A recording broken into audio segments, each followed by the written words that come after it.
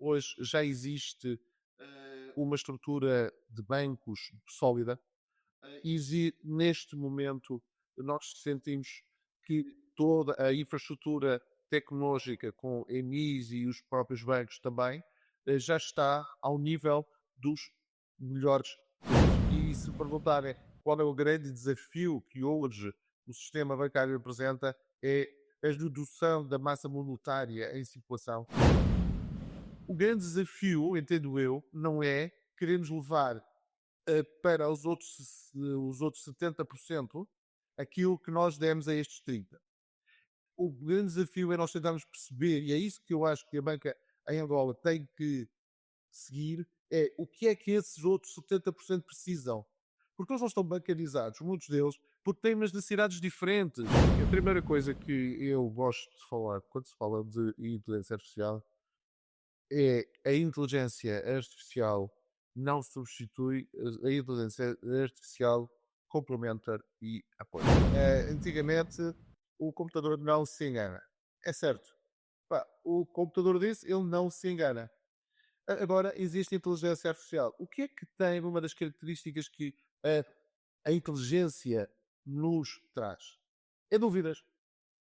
E, portanto, saímos do campo determinístico e entramos no campo probabilístico. Portanto, qualquer coisa que o computador nos diz, ele diz, epá, com probabilidade é isto e isto. Estamos a fazer um texto ou uma generativa e diz, a seguir à palavra que tu acabaste de escrever, muito provavelmente tu vais querer dizer esta, tomando em consideração o que escreveste nas linhas anteriores, as pessoas com o teu perfil, o que é que elas escrevem, qual é o sentimento que elas põem a esta hora, quando estão a escrever ao computador, quando escrevem rápido. Portanto, vai buscar estas variáveis todas e diz, pá, muito provavelmente a palavra que tu queres dizer a seguir é esta, mas muito provavelmente.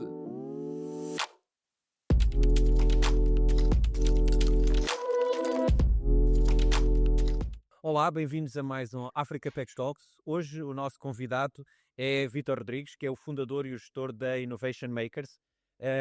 Vítor, muito obrigado por ter vindo a este nosso podcast. Passando já para as questões e olhando já aqui para a sua realidade, fale-nos um pouco do seu percurso em Angola e o que é que o motivou a apostar no país como um empreendedor tecnológico. É sim, obrigado. Basicamente, Angola significou no início uma extensão. Ah, os, os primeiros projetos enquanto empresário foram feitos em Portugal. Surgiu uma oportunidade de fazer uma extensão para Angola e apostámos nela. Apostamos nela, acima de tudo, numa visão de continuidade. Eu, pessoalmente, já passa 2 décadas enquanto soluções para a área da banca e soluções tecnológicas mais de 15 anos. E, acima de tudo, foi a possibilidade de fazer coisas novas. África e agora neste caso é um campo onde é possível criar coisas novas, onde é possível criar valor acrescentado, aquilo que muitas vezes nos realiza, nos faz fazer o gosto que nós podemos ter em ver coisas acontecer, e isso foi principalmente uma das razões que me motivou a continuar em Angola como uma extensão da nossa atividade. Nós temos neste momento com outros países, trabalhamos também com outros países em África, na América Latina também, mas também vou-vos dizer que 80% do tempo que eu disponho, eu passo quase cá. A Angola é a nossa principal aposta, também pelo gosto. Também pelo gosto de poder contribuir para apoiar e para fazer evoluir tecnologicamente este país. Uhum. Parece que há um certo gosto também e um gosto às vezes adquirido, não é? Pelos desafios que se encontra. E indo encontra isso, como é que tem visto a evolução da infraestrutura digital no setor bancário? em Angola, assim, nos últimos anos? Ou nos anos que tem cá trabalhado? É assim, tem evoluído muito mesmo, muito, desde os primeiros tempos, onde os bancos eram 3, 4 bancos com alguma dimensão. Hoje já existe uma estrutura de bancos sólida. Neste momento, nós sentimos que toda a infraestrutura tecnológica com EMIs e os próprios bancos também já está ao nível dos melhores países. Há muitas coisas, reparem, hoje já é fácil pagar com código QF em qualquer TBA, coisas que em Portugal estou lançado com o MBWay há uns anos atrás também.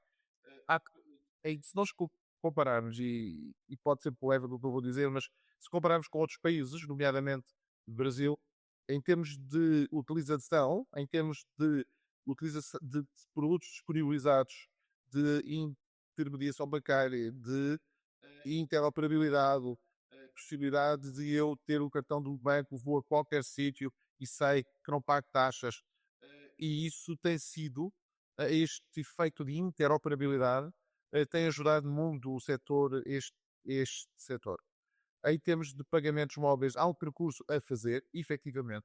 E se perguntarem qual é o grande desafio que hoje o sistema bancário apresenta, é a redução da massa monetária em circulação, é a redução do dinheiro que está no bolso ou no bolso das pessoas. É o grande desafio transformar em dinheiro digital, em pagamentos móveis. É neste momento, depois de estarem criadas os principais alicerces, diria eu, de uma atividade bancária, neste momento este desafio é o maior, porque reparem, hoje existe bancarizados 32%. É um número polémico, pode-se dizer 28, 35, conta-se o número de pessoas que têm conta bancária é mais do que o banco, não se conta. Portanto, mas estamos a falar de 30%. O grande desafio, entendo eu, não é queremos levar para os outros 70% aquilo que nós demos a estes 30%.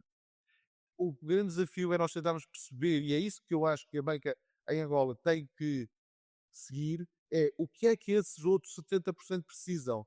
Porque eles não estão bancarizados, muitos deles, porque têm umas necessidades diferentes. Não é uma conta bancária tradicional, não é a utilização de transferências. Portanto, o que falta neste momento e o grande desafio é tentarmos perceber o que é que estes 70% querem, o que é que estes 70% precisam. E estamos a falar de wallets, estamos a falar de pagamentos de baixo valor, estamos a falar de pagamentos em pequenos comerciantes. E é o desafio, eu diria, e respondendo, evoluiu bastante. Está num sistema de infraestrutura tecnológica estável, apresenta alguns desafios. O principal desafio é, como disse, a circulação em dinheiro em Angola, que é muita economia é sempre no dinheiro. Nós vemos as filas, principalmente no fim do mês, mas as pessoas se queriam levantar, e é um ciclo que é, as pessoas vão levantar, vão os comerciantes pagar, os, estes comerciantes, muitos deles, pegam nesse dinheiro e vão depositar, as pessoas vão levantar, e portanto é um ciclo, e muitas vezes perguntam, "Epá, o que é que se pode fazer para reduzir estas filas?" Há dois caminhos. O primeiro é ainda aumentar um pouco o número de ATMs, principalmente em zonas interiores, que ainda o rácio que Angola tem ainda está abaixo da média necessária. Mas o principal, esse é um fator que se pode melhorar a curto prazo, mas não é estrutural. O estrutural é fazer com que as pessoas deixem de usar o dinheiro, reduzam significativamente, porque reparem, países como Angola, que tem uma taxa de inflação de 2 dígitos sempre, o dinheiro que está em notas no bolso das pessoas desvaloriza todos os dias.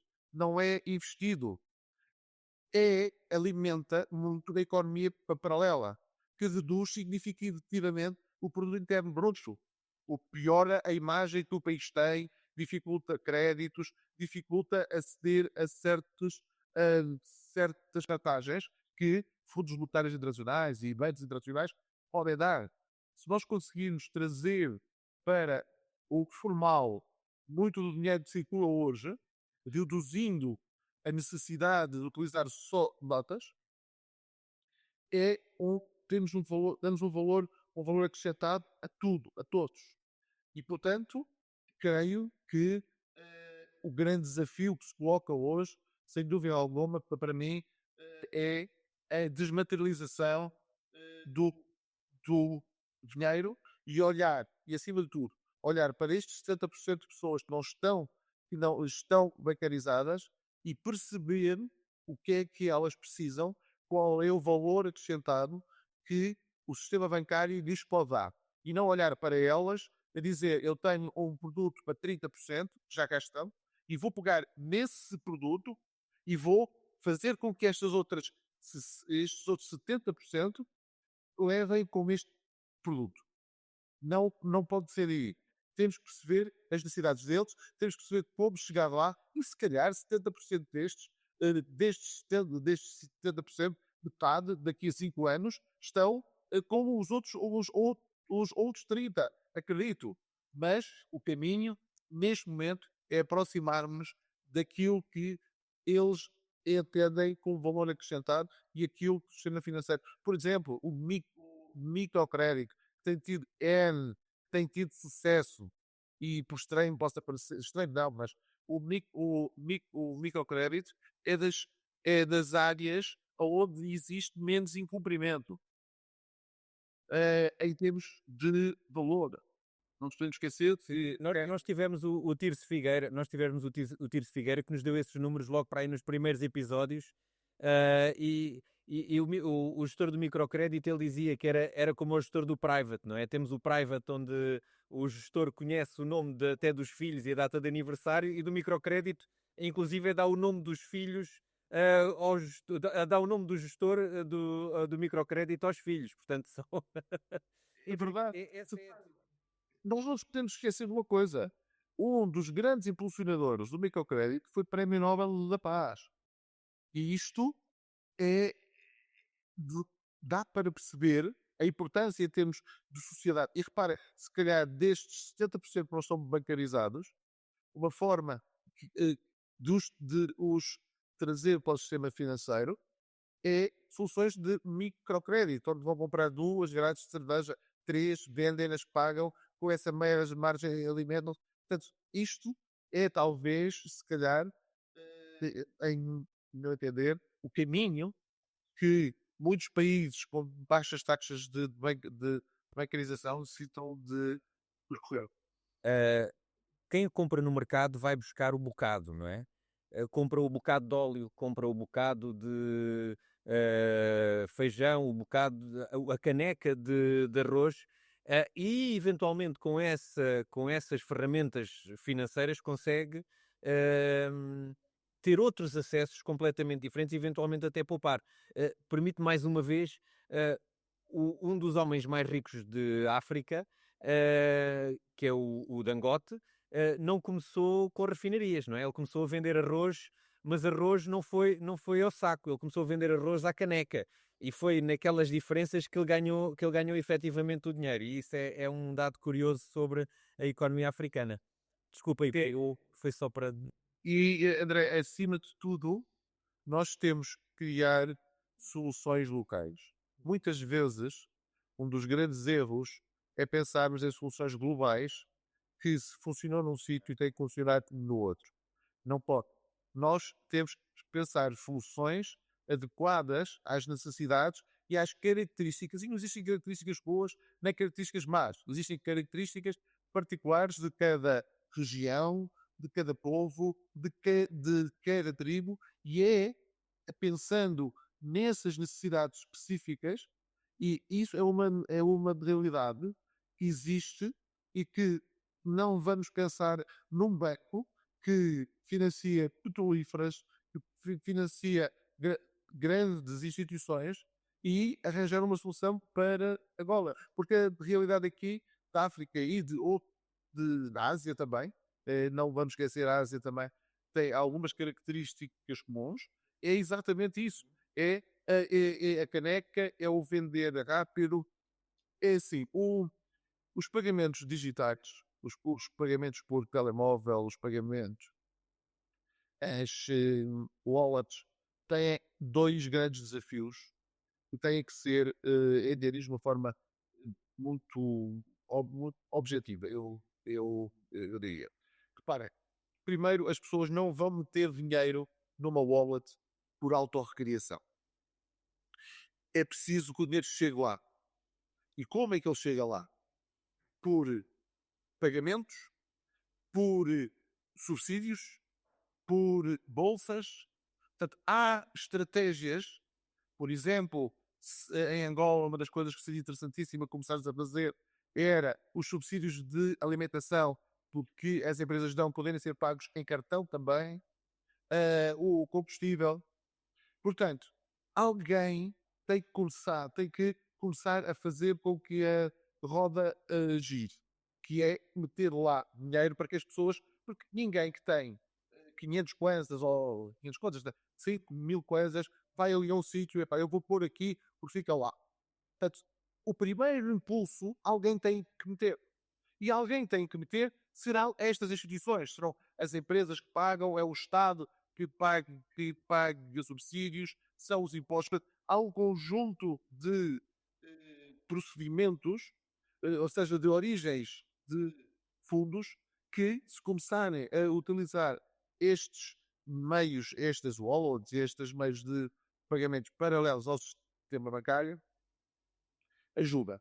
E faz de trigger. E depois há o outro, que é a aceitação, que é a facilidade que eu tenho e a rede que eu tenho para usar o dinheiro que está no telemóvel. No telemóvel, no outro meio, pode ser uma tag, o que for. Eu tenho que ser simples, tem que ser muito mais simples do que eu dizer, epá, eu vou comprar ali ao mercado, mas poça, só aceitam dinheiro, não tenho forma de usar. Então eu vou ali ao ATM e levanto tudo. Portanto, tem que ser fácil de utilizar. As pessoas têm que saber que chegam ao mercado e toda a gente, de uma forma rápida, chegam ao candelgueiro, de uma forma rápida pagam.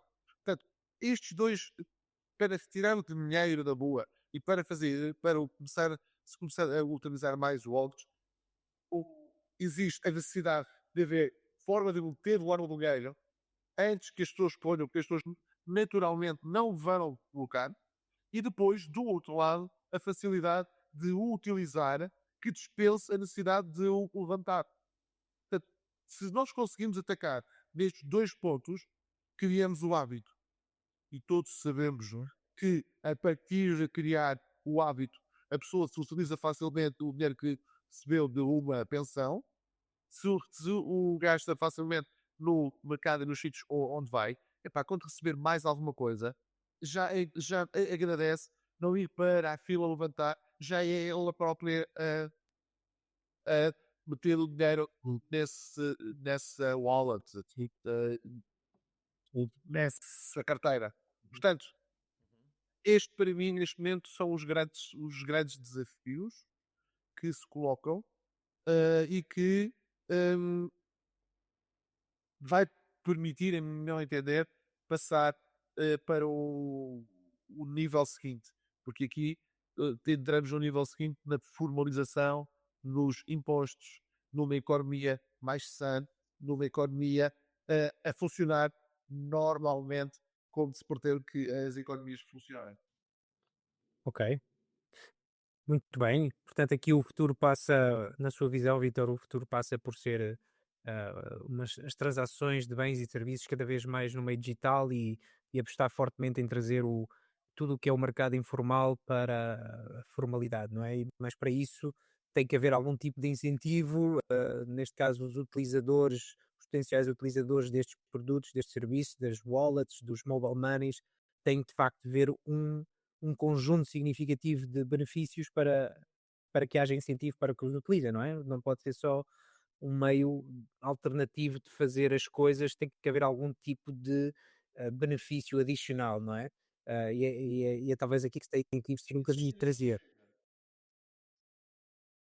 Existirem não chega. Temos que perceber exatamente isso. Não é o facto de dizer, pá, temos disponível para as pessoas usarem, não chega. É preciso.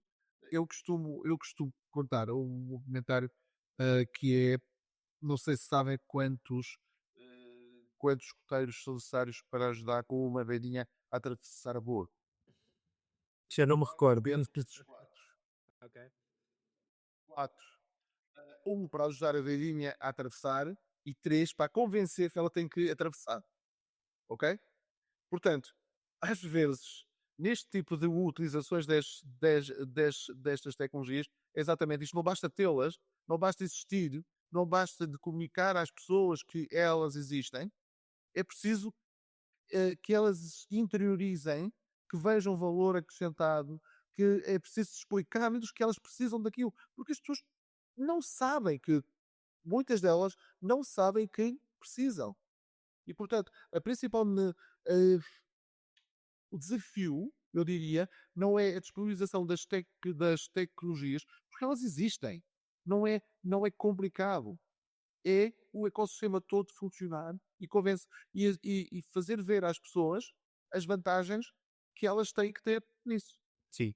Desafios geracional, surgem pessoas novas, pessoas que têm uma apetência maior para isto, portanto não será assim, haverá uma mudança natural que vai acontecer, mas não chega. Ok. Tem que haver aqui naturalmente um período se calhar de reflexão, até porque já existem já temos algum historial, não é? Há alguns anos em que já começaram a haver também a existência de, de soluções não tradicionais no mercado financeiro, nomeadamente com o aparecimento de algumas fintechs. Talvez o que se calhar temos que ver é porque é que os utilizadores, não só porque é que se calhar os utilizadores não veem imediatamente quais são os benefícios, se calhar temos que fazer um bocado de meia culpa, não é? E quem tem portanto, a responsabilidade de promover e fomentar este serviço, se calhar fazer uma reflexão e perceber se calhar não estamos a passar a mensagem correta, não é? Porque se uma coisa é de facto tão boa como a pregoamos, ela é tão obviamente boa e traz benefícios que os próprios utilizadores, não é? E os consumidores vão aderir e vão utilizar. Portanto, faltam aqui algumas peças do puzzle, provavelmente, mas nada melhor do que se calhar alguns períodos de fazer um ponto de situação e uma reflexão sobre o que está a fazer. Vitor, eu se calhar perguntaria-lhe o seguinte, e já que tocámos nas wallets. Diga? Já agora, tem de estar fortemente naqueles três escoteiros que têm que convencer esta velhinha que é importante atravessar. Porque a mercearia está do outro lado, o autocarro está do outro lado. Mais do que ter uma passadeira e ter uma pessoa que ajuda a atravessar, temos que investir naqueles que vão convencer as pessoas que, uh, que dá valor acrescentado, que é preciso, que tem valor acrescentado em aderir a estas coisas. Porque as pessoas muitas vezes, eu corri ao visto, se calhar dizer-me nunca, mas vou dizer muitas vezes, para ser simpático, as pessoas raramente mudam por iniciativa própria. Não é por decreto que se muda. É preciso evidências. É preciso que as pessoas tenham uma noção, vejam o valor acrescentado nisso e muitas vezes sejam impelidas mesmo para essa mudança. Ok, ok.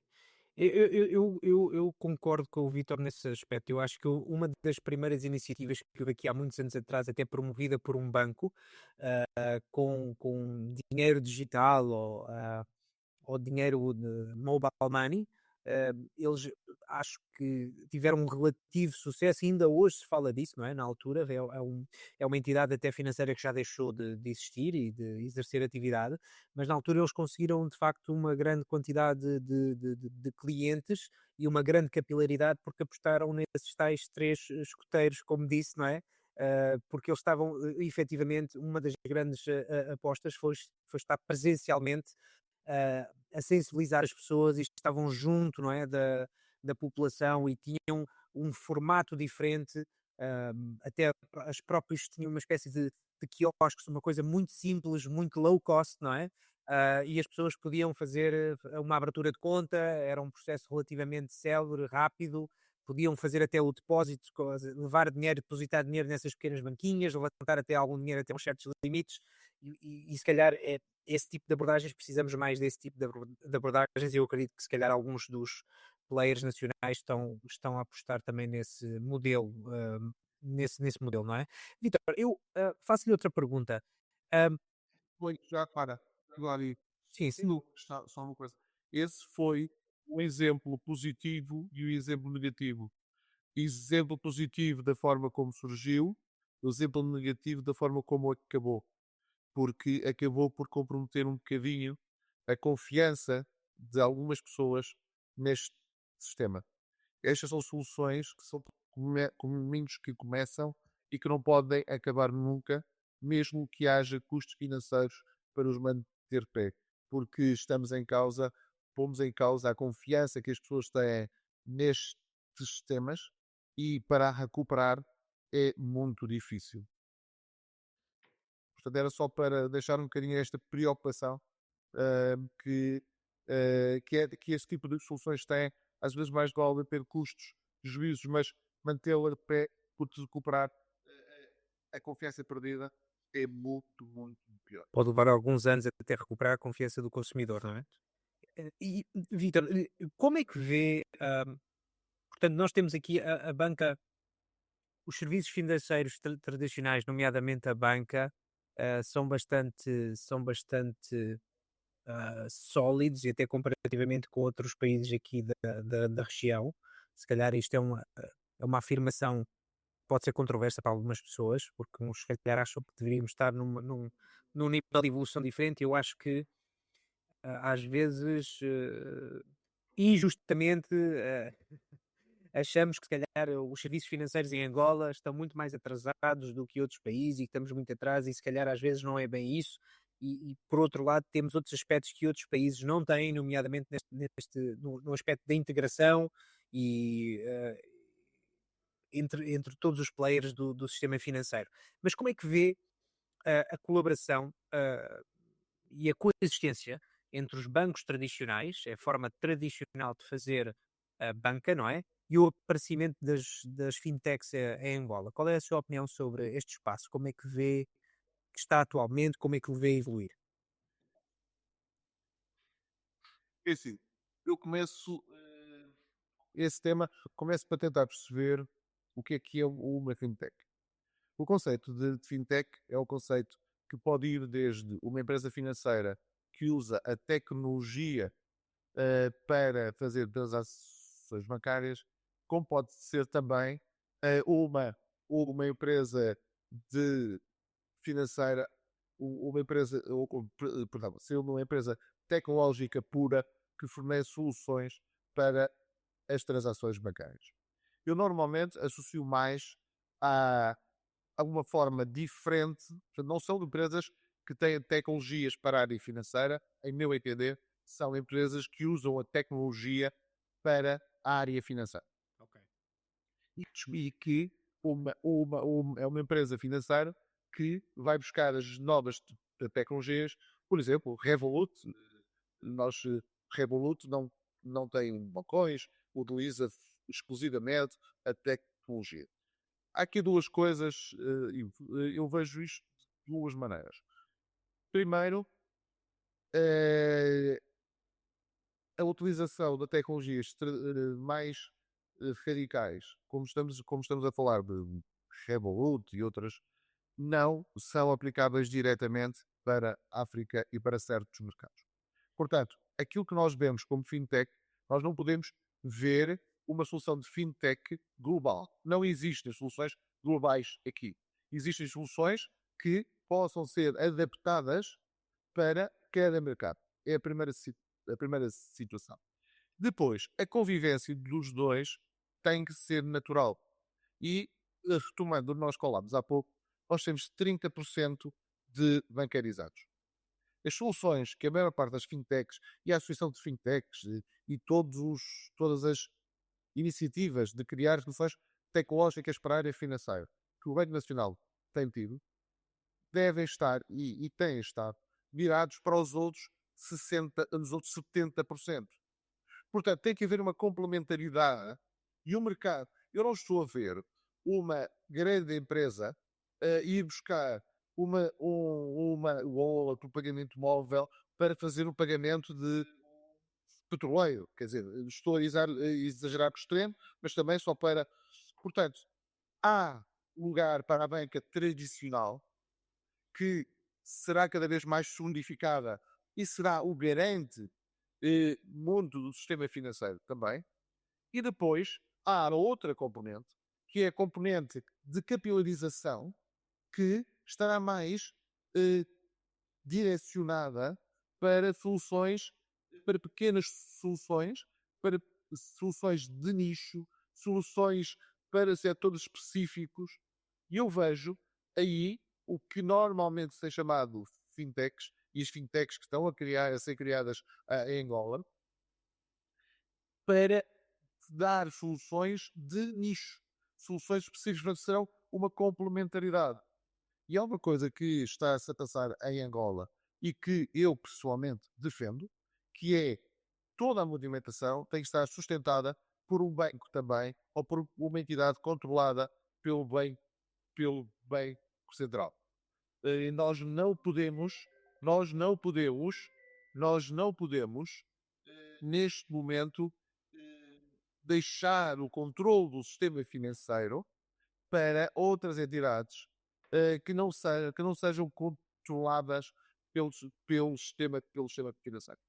Respondendo muito objetivamente a essa questão, e de uma forma resumida, eu vejo as fintechs como uma complementaridade do sistema financeiro, não com não concorrente, mas sim entrar em sítios onde os próprios onde os próprios grandes avanços institucionais não têm interesse. Portanto, isso aí também toca, hum, se calhar aqui vou levar a conversa então para a grande, nossa próxima vá, temática, que tem a ver com a inclusão financeira, não é? Inclusão financeira digital.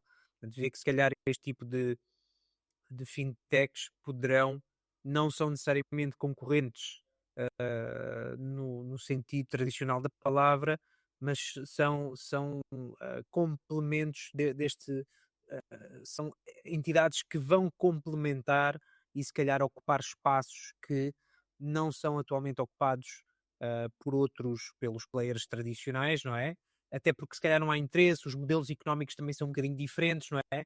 E se calhar só faz sentido se a própria estrutura da operação e o próprio modelo de negócio for radicalmente diferente e muito tecnológico também, não é? Ou seja, muito tecnológico para poder fazer sentido. Acha que a tecnologia é, já sei que a sua resposta deve ser, já acho eu qual é, não é? Mas vê a tecnologia como um fator determinante para isto, não é? Ou seja, para, no fundo, combater a exclusão financeira. E talvez, e talvez também oferecer soluções não só a pessoas que têm, portanto, estão excluídos financeiro ou do mercado tradicional financeiro, não é? Mas elas não estão excluídas do mercado propriamente dito, porque vemos que o mercado em Angola, por exemplo, movimenta muito dinheiro, não é? Mesmo no mercado informal, podem não estar a circular nos canais ditos tradicionais ou desejáveis, não é? Mas vê que a tecnologia pode ajudar neste aspecto, pode ajudar nas questões da acessibilidade, pode tornar as coisas ainda mais simples. Nós ainda vemos, se calhar, algumas pessoas, alguns cidadãos que ainda não têm também alguma destreza, principalmente uma geração mais avançada, até utilizar o ATM. Há pessoas que ainda vão levantar a reforma e às vezes ainda pedem ajuda ao guarda que está à porta da agência do balcão, não é? Ou porque a filha enviou um código de levantamento sem cartão, ele, como nunca fez aquilo, pede ajuda também ao mesmo guarda ou a alguém que está ali. Essa pessoa diz que, olha, o código não funciona, podes ir embora, que este código está mal. Depois ele sai e afinal o código funciona e ele levanta o dinheiro, não é? Vemos estas situações às vezes das burlas, não é? Portanto, coisas que aparentemente podem ser simples ainda são passíveis de algum desafio, alguma compreensão. O Vítor também deve ter acompanhado, por exemplo, em Portugal, o nascimento e se calhar eu já não sei se já não existe ou não de todo, mas, por exemplo, as cadernetas da Caixa Geral de Depósitos, não é? Havia um segmento muito específico as pessoas não queriam largar essas cadernetas, não é? Porque para eles aquela era a verdade. Eu chegava ali àquela uma máquina, metia uma caderneta, que no fundo é um livrozinho com umas páginas, não é? Em branco, e ele automaticamente é como se imprimisse, não é? O extrato bancário ou os movimentos da minha conta. E para eles aquilo era, se eu não tenho isto para mim é como se a transação não tivesse existido, não é? Que esses senhores aí dos bancos eu não confio neles. Como é que vê isto acontecer? A tecnologia pode de facto mudar estas mentalidades, pode tornar mais acessível, hum, reduzir os níveis de exclusão financeira? É assim, eu vou só aproveitar para esclarecer um bocadinho uma coisa que falei antes. Eh, as fintechs serão uma complementaridade e devem ser em determinados mercados. Na Europa já está a ser diferente, já estão a ganhar espaço aos bancos tradicionais. Portanto, não queria deixar de referir isto, porque, e como disse antes, são realidades que têm que ser contextualizadas. E, portanto, não é, as fintechs não são só empresas para complementaridade. Eu acredito que neste momento no mercado one e no mercado africano são de complementaridade, mas sabemos que na Europa, principalmente, e nos Estados Unidos, já não são complementaridade e já fazem frente às grandes instituições. Agora, pegando nesse tema, nesse tema ah, a tecnologia é sem dúvida a ferramenta que nos trouxe aqui. É sem dúvida alguma as ferramentas que foram definidas e que acabaram por surgir naturalmente para suportar esta nossa inovação. Porque se tivesse sido uma enxada, eram enxadas que nós andávamos a tentar aprender como é que funcionava. Portanto, o que é que quero dizer com isto? A tecnologia é a ferramenta inevitável que nos trouxe aqui e que nos vai levar até onde? Não sei. É assim, eu vou dizer uma coisa que eu digo com naturalidade. Eu, se tivesse 20 anos, eu não dizia o que vou dizer agora. Mas como tenho 61, tenho algum direito de dizer isso. Estas gerações que têm grande dificuldade em tecnologia estão a desaparecer. Mais, mais de 20 anos e a minha geração que tem essas dificuldades dos códigos e não sei o quê, pronto, eu estou ligado a esta área, portanto, tenho esse privilégio, mas há novas gerações que estão a surgir e que já tratam estas coisas que nós dizemos inovação, para eles é pão com manteiga. Portanto, naturalmente, já vai estar enraizado nas novas gerações algumas coisas. Há algumas destas coisas que para nós hoje e para alguma geração, para a minha geração e para a geração mais antiga também, muitas vezes são coisas novas e como é que eu olho para isto. Mas os novos já não. A minha dúvida, e eu digo às vezes por brincadeira também, aos meus filhos, é para vocês não se preocupem em achar estranho aquilo que os mais velhos não sabem e ficar curiosos e admirados por eles não saberem uma determinada coisa. devem estar muito preocupados é à velocidade que as mudanças acontecem com aquilo que os vossos filhos vão usar com vocês, porque vocês não vão saber. Porque na minha geração, isto evoluiu tudo a um determinado ritmo. Nas gerações que vêm atrás, a- estas evoluções já são mais exponenciais, já evoluem de uma forma muito mais rápida. E, portanto, aí sim, e não sabemos se é tecnologia, se é, eh, se é inteligência artificial, se é o que seja. Portanto, nós, aquilo que hoje para muitas gerações é as inovações tecnológicas, para outras já é pouco bateira. E, portanto, temos que estar preparados efetivamente é para isso. Mas é claro que a tecnologia é a estrada por onde nós andamos. E, portanto, não conseguimos fugir dela. E é aquilo que nos permite chegar aonde nós queremos.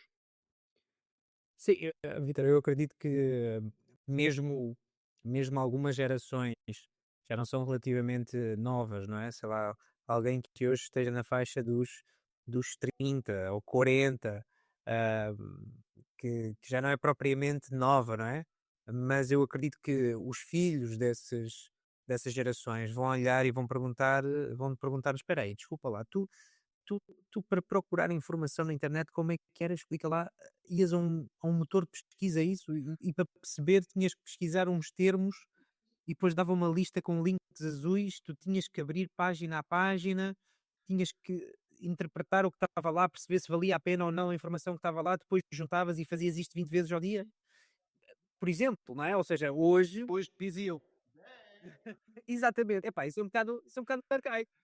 Counter-Strike para ti, mas para nós quando surgiu aquilo era magia, não é? Ou seja, nós muitas vezes dizia, meu, vai ao Google, não me perguntes, está lá tudo, olha, está tudo na internet, está tudo no Google, está tudo... E mesmo essa forma de obter informação e compilar informação, hoje em dia já é considerada arcaica com todos os LLMs que temos à nossa disposição, não é? Os ChatGPTs, os Perplexities, os Geminis, os Claudes e por aí fora, conseguem compilar e fazer um report com uma qualidade, se calhar, muito epá, uma qualidade muito próxima do que se calhar uma consultora das Big Four faz sobre um determinado tema em 2 ou 3 minutos, não é? E com as fontes todas e explicar e os contrapontos. Portanto, ahm, só com uma partidita já diz, vão, sim. vão buscar os dados aos mesmos sítios onde essas consultoras iam. Exato. Portanto, a fonte de informação, a tal knowledge base, pelo menos eu acredito e fala-se muito disso em alguns fóruns, não é? Nos Twitters ou nos X e nos Reddits e outros fóruns, que de facto há certas indústrias, nomeadamente a indústria da consultoria ou dos serviços profissionais, que vai ter já está a sentir alguma disrupção, obviamente. Ahm, Portanto, vamos ver o que é que vai acontecer nos próximos 2, 3 anos.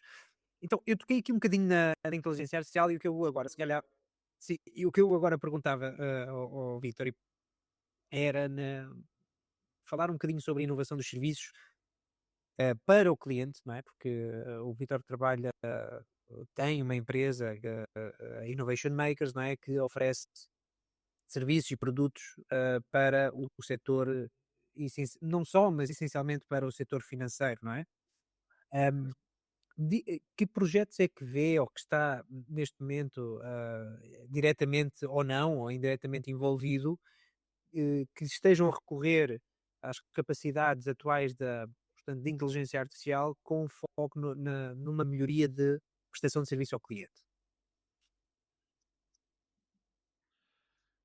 É assim, a primeira coisa que eu gosto de falar quando se fala de inteligência artificial é a inteligência artificial não substitui, a inteligência artificial complementa e apoia.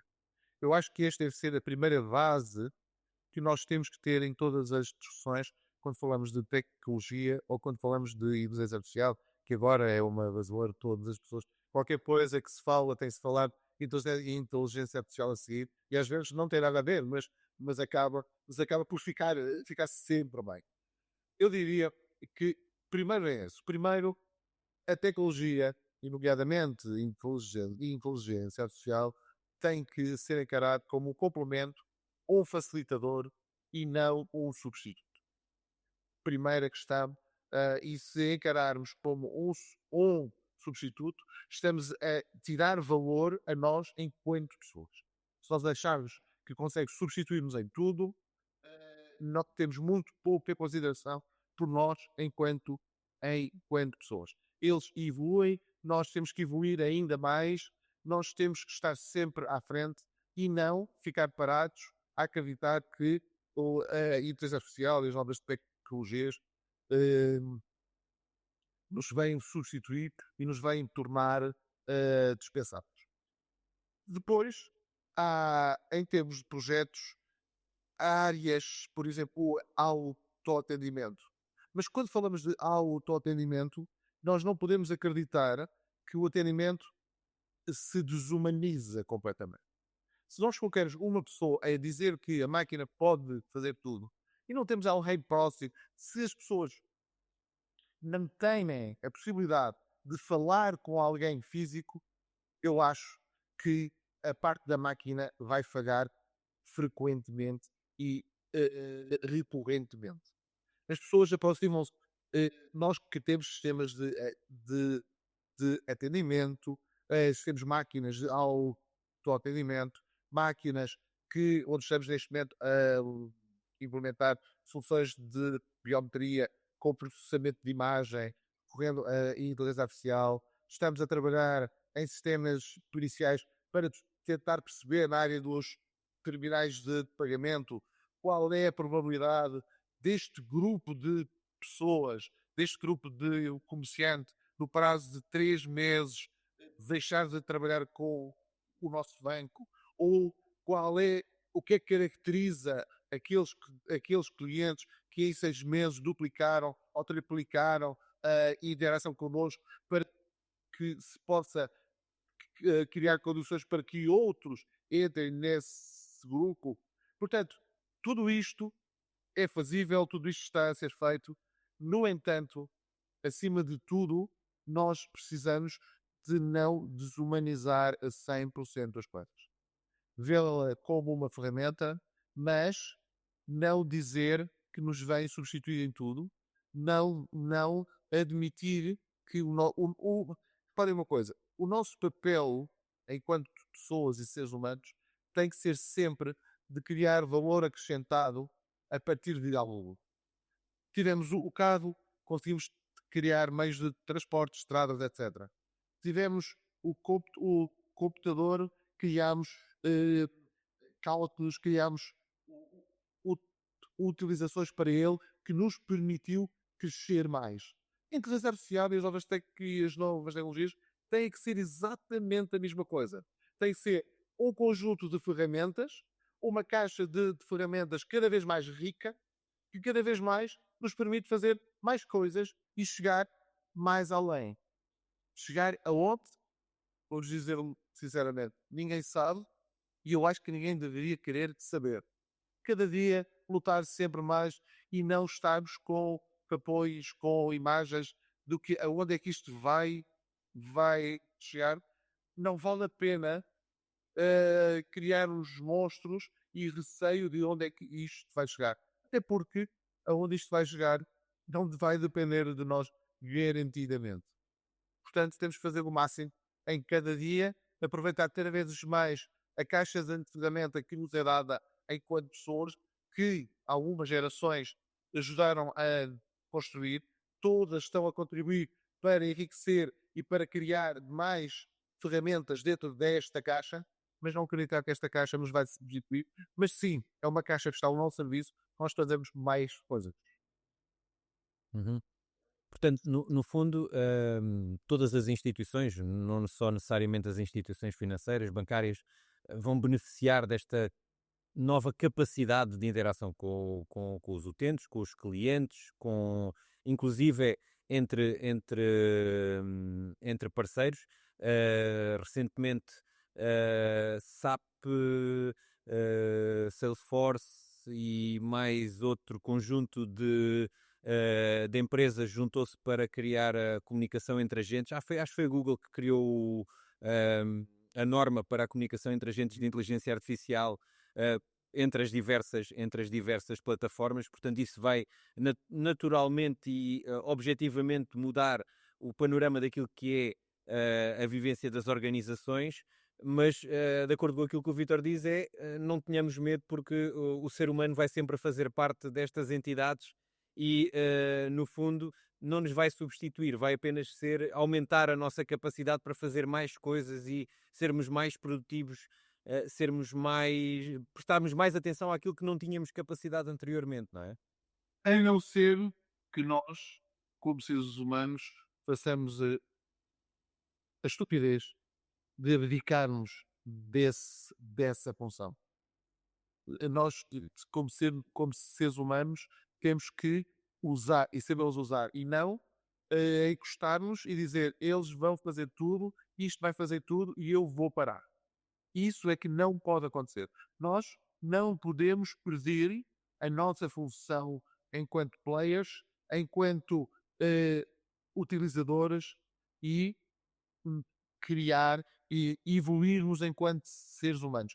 Nós, reparem, se nós formos ver a capacidade intelectual média da Idade Média, não tem nada a ver com aquela que temos hoje. Portanto, se nós aceitarmos parar, então aí não.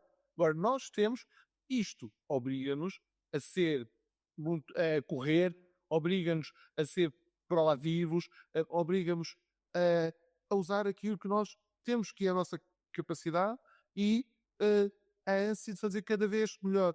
E isso só nós é que conseguimos fazer, porque se as máquinas conseguirem chegar a um determinado patamar, a nossa obrigação é criar algo acima desse patamar. Por mais alto que chegue. Uhum, uhum. No fundo, esse equilíbrio entre aquilo que é a máquina e aquilo que os LLMs, até porque as pessoas têm uma tendência, acho que nós abordámos isto na última vez que conversámos, que é a inteligência artificial antigamente, aliás, os computadores antigamente eram zeros e uns e nós podíamos esperar uma resposta correta, não é? Ou estava certo ou estava errado. Hoje em dia é inferência, é tudo uma inferência, não é? É tudo estatística e pode estar bem ou pode não estar e, portanto, aqui a palavra do ser humano acaba por ser determinante e ter aqui um papel. O Ivo está ali a abanar a cabeça. Uh, Ivo, depois podemos falar sobre isso. Mas eu acho que o ser humano vai ter aqui há de sempre ter aqui um papel, por mais que haja inteligência generalizada, não é? Acabamos sempre por ter aqui um papel que será aquilo que nos irá definir também enquanto espécie, não é? Sim, E isso temos de ter. sim, temos que ser e não temos que abdicar. E não podemos abdicar disso. Reparem que a inteligência artificial, como estava a dizer, André, antigamente o computador não se engana. É certo. Pá, o computador disse, ele não se engana. Agora, existe inteligência artificial. O que é que tem uma das características que a inteligência nos traz? É dúvidas. E, portanto, saímos do campo determinístico e entramos no campo probabilístico. Portanto, qualquer coisa que o computador nos diz, ele diz, epá, com probabilidade é isto e isto. Estamos a fazer um texto ou uma generativa e diz, a seguir à palavra que tu acabaste de escrever, muito provavelmente tu vais querer dizer esta, tomando em consideração o que escreveste nas linhas anteriores, as pessoas com o teu perfil, o que é que elas escrevem, qual é o sentimento que elas põem a esta hora, com, quando estão a escrever ao computador, quando escrevem rápido. Portanto, vai buscar estas variáveis todas e diz, pá, muito provavelmente a palavra que tu queres dizer a seguir é esta, mas muito provavelmente não nos dá, a inteligência artificial não nos dá certezas. E, portanto, nós temos que saber gerir a informação que vem, como, como disse ele, por N variáveis, induz que nós queremos dizer aqui. Ótimo. Mas é uma indução que ele tira e não é uma certeza. Olha, há muitas vezes as pessoas dizem, eu vou ao chat GPT ou vou a outro, digo uma coisa e ele responde-me, não é bem aquilo que eu queria. Meus caros, quantas vezes é que nós falámos com pessoas, fizemos uma pergunta e a resposta foi completamente ao lado? Quantas vezes é que nós fizemos uma pergunta a uma pessoa e a mesma pergunta a outra pessoa e a resposta foi completamente diferente? Portanto, esta é uma realidade com que nós lidamos com as pessoas e não podemos dizer, epá, a inteligência artificial são tontos, eu faço uma pergunta a um, faço uma pergunta ao outro e dizem coisas relativamente diferentes. Epá, as pessoas também. Eu dei uma indicação ao chat GPT e ele fez diferente. Quantas vezes é que nós temos pessoas que trabalham connosco e nós dizemos de uma maneira e a pessoa faz completamente diferente? Hoje em dia já fazemos a pergunta ao chat GPT, ao Gemini e ao Claude a seguir. Exato. Pá, isso, é, mas é uma realidade do que nós vivemos no dia a dia. Nós não chegamos a uma pessoa e perguntamos a uma pessoa uma coisa, e pá, isso para mim é verdade absoluta. Não é. Portanto, temos que viver com esta nova realidade e esta nova forma de encarar as coisas, mas acabar com aqueles dogmas de dizer, epá, ele não me deu a resposta que eu estava à espera. Eu até sei mais que ele, eu até sei mais do que ele disse. É natural. Nós sabemos mais de algumas coisas que não, eles não têm o conhecimento universal. E até porque nós, graças a Deus, ainda temos cabeça, ainda pensamos por nós próprios. E a nossa vivência, aquilo que nós vivemos durante este tempo todo, também nos deu algum valor acrescentado e alguma capacidade para contribuir para algumas respostas que a máquina muitas vezes não chega lá. Estamos a chegar ao fim. Eu gostava só de deixar aqui uma pergunta mais final, que é, se tiver de apostar num setor que será disruptivo em África nos próximos anos, o que é que acha que seria? André, esse, pode parecer estranho, mas muito estranho o que eu vou dizer, mas aquilo que a de maior disrupção em África que pode acontecer nos próximos anos é investir nas pessoas. Sem dúvida alguma que é a maior, a maior riqueza que a África neste momento precisa ainda e só consegue afirmar-se enquanto continente se houver uma aposta séria. A disrupção não vem pela tecnologia, a disrupção não vem pelas soluções que são criadas, a disrupção vem das pessoas. As pessoas é que usam. E, portanto, eu acho que neste momento a maior aposta que a África precisa e aquilo que vai permitir dar o salto é apostar nas pessoas e o caminho é apostar nas pessoas. Muito bem, muito bem. Vítor, a conversa está ótima, ou foi ótima. Ah, Queremos agradecer a sua participação, a colaboração, e deixar aqui a porta aberta sempre para podermos falar em qualquer momento. Aos nossos espectadores, muito obrigado. Aos nossos espectadores, então, muito obrigado. Sigam-nos na nossa página, acompanhem-nos no Twitter, acompanhem-nos no X agora, no Instagram, no LinkedIn e na nossa página no Substack. Sigam também a Innovation Makers e um resto de um bom dia. Muito bem. Obrigado, Vitor.